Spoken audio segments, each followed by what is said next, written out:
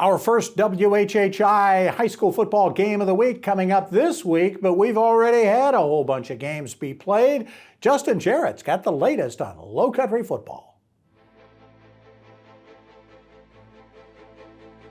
Hey, it's Monday, and we had 14 high school football games across the LowCo on Thursday and Friday nights, so it's time for an action-packed LowCo Lights on WHHI, powered by LowCoSports.com. Week 1 kicked off Thursday with the Hilton Head Seahawks putting on a clinic in a 65-0 win in Stall. Thaddeus Czarnecki rushed for a pair of touchdowns and had one of Hilton Head's 2 blocked punts, and Derrick Raniszewski threw 2 touchdown passes to Carson Haines and rushed for another for the Seahawks. Massey and Kaleb Spangler led the shutout on defense. Not to be outdone, the Bluffton Bobcats posted a lopsided shutout of their own, as Aedan McCarthy threw 6 touchdown passes, 4 of them to Carnell Warren, and Doyle and Kaleb Gadson led a dominant defensive performance in a 57-0 rout of Whale Branch. May River's defense didn't pitch a shutout, but the Sharks allowed only 1 touchdown on defense and showed off a balanced ground game led by quarterback Tanner Macy, who rushed for 76 yards and 3 touchdowns on 12 carries, with Haskins and Andrew Johnson also finding the end zone in a 34-13 win over Airport.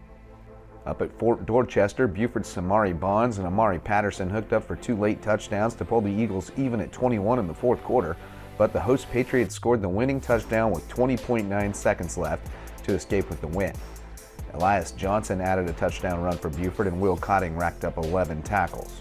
After giving up 63 points last week, Hilton Head Christian Academy's defense bounced back in a big way to stifle a Battery Creek offense with several dynamic playmakers, and Reed McCollum rushed for 122 yards and 2 touchdowns to go along with 156 passing yards in a 17-7 road win seen on Buford's own. Ethan Foster made a leaping interception near the goal line to preserve the lead just before halftime, and the defenses slugged it out after the break, with Ian Kelly's field goal icing it late.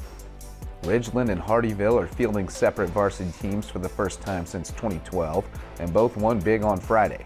Winston Smith piled up 237 yards from scrimmage and scored 3 TDs to lead the Jaguars to a 30-6 win over Eau Claire, while Lewis Gadson scored 3 TDs and Kamari Brown added 2 to power the Hurricanes to a 48-6 rout of Bethune-Bowman in their first varsity game in 12 years.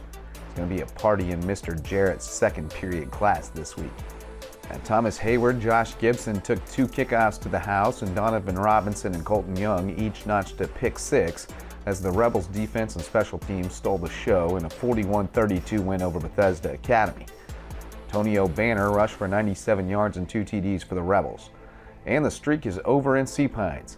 After 1,080 days without tasting victory, Wyatt Harmer threw touchdown passes to Finian Rooney and Brody Hauscher to rally Hilton Head Prep from a 13-0 deficit, and Wyatt Butler took an interception back for a touchdown to lead the Dolphins to their first win since 2021, snapping a 25-game skid in Coach Doug McFadden's second game at the helm.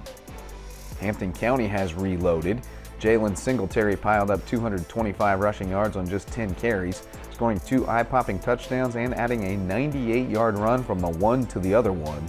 And Javen Risher added 117 yards and 2 touchdowns on the ground as the Hurricanes blew by Colleton County 41-20.